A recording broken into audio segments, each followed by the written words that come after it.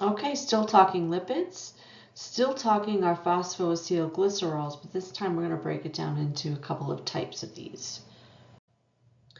Okay, so this is a rehash. This is our common structure for our phosphoacylglycerols, and really what we're going to be focusing on here is we are going to be focusing on this piece right here, our amino alcohol.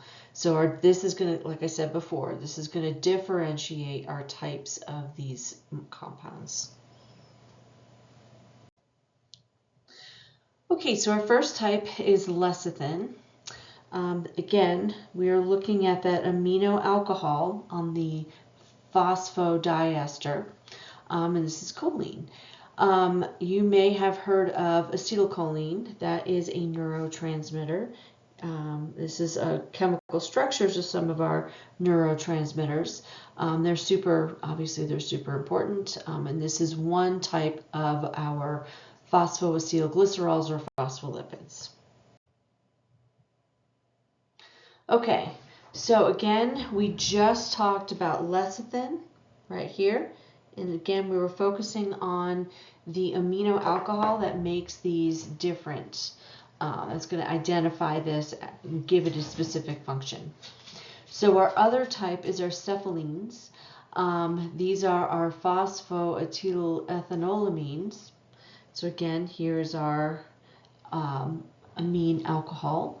And so that again is going to be what differentiates our cephalines from our lecithin. All right, so to give you a picture of what this looks like, so our phospholipids, if you remember from lab a few weeks ago, one of your questions involved a cell membrane and the phospholipid bilayer. So your phospholipid head is this guy right here. Right, so that is going to be polar, and inside that polar head I have my glycerol backbone, I have my phosphodiester, and then I've got that amino alcohol. My tails, those are the two squigglies, right? My tails, these guys are going to be my nonpolar tails. And again, this is super important. It essentially drives how these function, how they behave, and where they sit in the body.